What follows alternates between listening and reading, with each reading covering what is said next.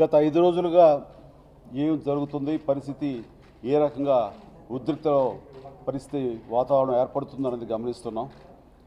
ఇది చాలా అప్రజాస్వామికం.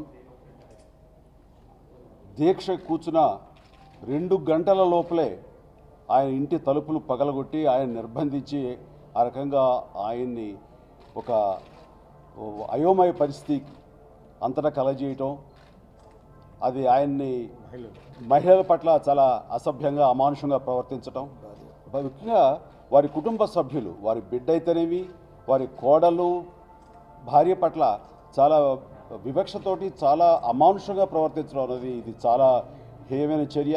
మేము చాలా తీవ్రంగా అందరం కలిసికట్టుగా దీన్ని గ్రహిస్తున్నాం. ఈ పరిస్థితులు రావడం చాలా దురదృష్టకరం.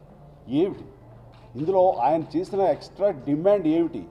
అడగకూడదు ఏం అడిగారు కనుక మీరు మేనిఫెస్టోలో ఏం పెట్టారో, ఏమి చేస్తామని హామీలు ఇచ్చారో, ఎన్నికల సమయంలో ఏ ఎన్నికల కమిషన్కి మీరు ఎఫిడవిట్ సమర్పించారో అవి మాత్రమే ఆయన అడుగుతారు చేయమని తీవ్రంగా అడిగారు. అయితే అనుకోని సంఘటన జరిగింది తునిలో, దానికి ఎవరం కూడా మేము హర్షించాం, దాన్ని ఎవరం కూడాను దాన్ని సమర్థించాం. కాకపోతే అమాయకులు నిర్బంధించడం, మీ నోటితో మీరే అన్నారు.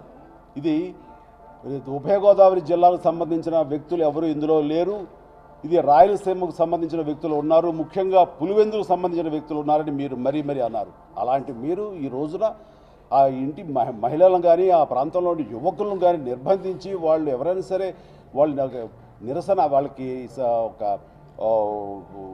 సంఘీభావం తెలుపుతుంటే మీరు తీసుకెళ్ళి వాళ్ళు జైల్లో పెట్టడం అనేది ఎంతవరకు సబబు? ఇది చాలా అమానుషం.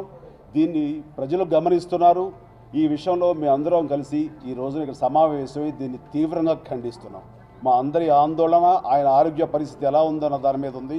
ఆయనకి ఏమైనా కనుక జరగకూడదు జరిగే ఆయన పరిస్థితి ఆరోగ్యం కనుక తీవ్ర పరిణామాలు చోటు చేసుకుంటే మాత్రం ప్రభుత్వం ఆ విషయంలో మాత్రం ఏ జాప్యంగా ఉన్నా ఏం జరుగుతుందిలే అనే ఒక రెక్లెస్నెస్తో ఉన్నా సరే తీవ్ర పరిణామాలు ఎదుర్కోవాల్సి వస్తుందని ఈ సందర్భంగా తెలియజేస్తున్నాం.